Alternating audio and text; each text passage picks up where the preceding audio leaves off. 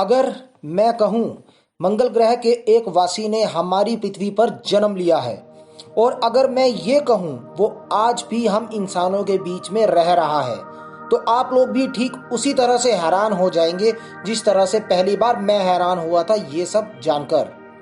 जी हाँ दोस्तों, आज मैं सत्य तथ्य में आपका स्वागत करते हुए एक ऐसे रोचक तथ्य से आपको रूबरू करवाऊंगा जिसे जानकर आप चौंक जाएंगे।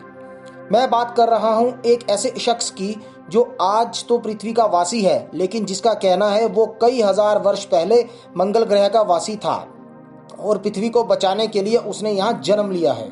जी हाँ दोस्तों, यह दावा है रशिया में रहने वाले एक लड़के बोरिस्का का। बोरिस्का का जन्म 11 जनवरी 1996 को रशिया में हुआ था।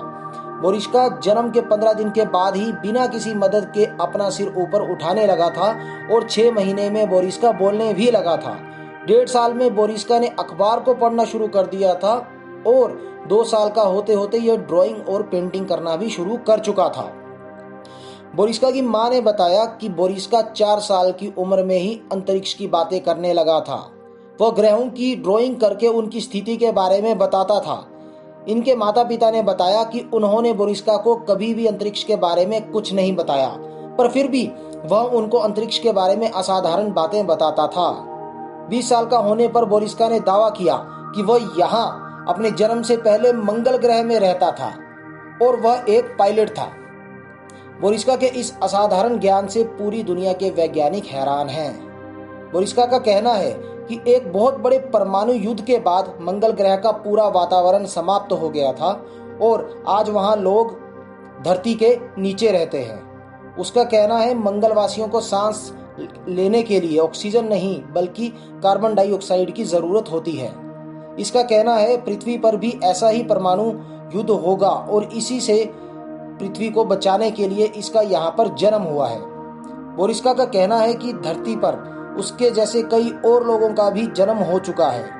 बोरिस्का कहता है कि 35 साल के बाद मंगलवासियों की उम्र बढ़ना रुक जाती है, इसलिए वहां के लोग बूढ़े नहीं होते और काफी लंबे समय तक जीवित रहते हैं। इसका दावा है कि मंगलवासी अंतरिक्ष पर कहीं भी जा सकते हैं और टाइम ट्रेवल भी कर सकते हैं, और जो इसने भी अपने पिछले जन्म में कई बार किया है। बोरिस्का का कहना है कि गीजा के पिरामिड में अभी तक बहुत कुछ खोजा जाना बाकी है और इसके अलावा कुछ और भी पिरामिड्स हैं जिनकी खोज के बाद पूरी मानव जाति का अत्यंत विकास हो सकता है, जिनमें कई बेहद महत्वपूर्ण राज दफन हैं। बोरिस्का का कहना है जब वह मंगल ग्रह का वासी था तब वह कई बार शोध करने के लिए पृथ्वी पर आ चुका है और जब वह पृथ्वी पर आता था तब यहाँ पर 80,000 साल पुरानी लेमोरियन सभ्यता रहती थी। बोरिस्का ने कहा उसने खुद अपनी आंखों से इस सभ्यता को खत्म होते हुए देखा था।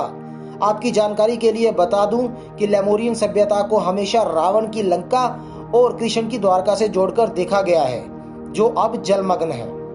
बोरिस्का का कहना है लेमोरियन सभ्यता के अंत का कारण था इनकी एकता और आध्यात्मिक विकास का समाप्त होना। बोरिस्का से पूछे जाने पर कि पृथ्वी से मंगल पर भेजे गए अंतरिक्ष यान आखिर क्यों नष्ट हो जाते हैं तो वह कहता है कि किसी प्रकार के रेडियो एक्टिव ऊर्जा को अपनी ओर आता देख मंगलवासी एक विशेष सिग्नल के जरिए उन्हें नष्ट कर देते हैं।